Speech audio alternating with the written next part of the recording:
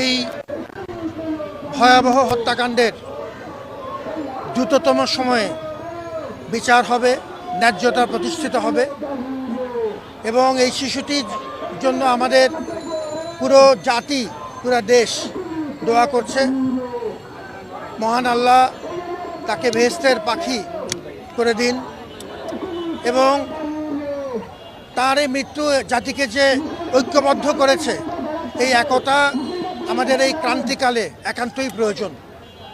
আর কোনো শিশু যেন এভাবে হারিয়ে না যায়। আমাদের বিচার ব্যবস্থা, আমাদের আইন ব্যবস্থা সুপ্রতিষ্ঠিত হোক। জীবনের সব আয়োজন এখানে একসাথে,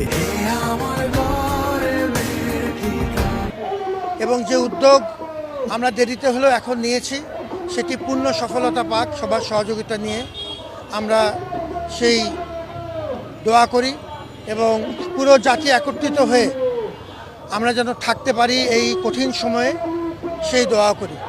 আল্লাহ আমাদের এই প্রিয় আসিয়াকে এবং তার পরিবারকে হেফাজত করুন।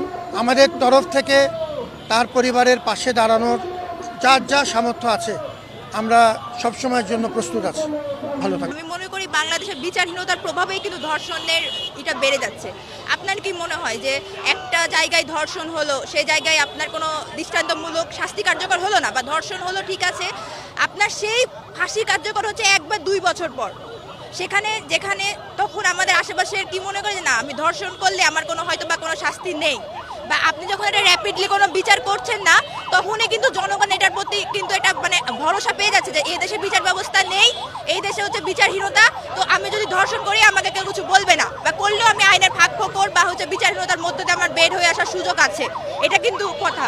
আর আপনি যখন একটা ধর্ষণ হলো, আপনি তার বিচার কার্য খুব দ্রুত শুরু করেন, 7 দিনের মধ্যে শুরু করে 1 মাসের মধ্যে তার ফাঁসি কার্যকর করে, সময় লাগলে আরেকটু দেন, কিন্তু সর্বোচ্চ 1-2 মাসের মধ্যে আপনি ফাঁসির রায় দেন। আপনি যখন একটি ধর্ষণের ইনস্ট্যান্ট হওয়ার পর যখন সেটা আপনি একটি রায় দিবেন, তখন আমি মনে করি যে এভাবে যদি আপনি কিছু বা কার্যকর করেন তাহলে কিন্তু এটা একটু কমে আসবে। আমি মনে করি যে নারীর প্রতি পুরুষ সমাজের বা আমাদের পিতৃতান্ত্রিক সমাজের একটি নোংরা দৃষ্টিভঙ্গি, এটাও কিন্তু পরিবর্তন অনেক জরুরি।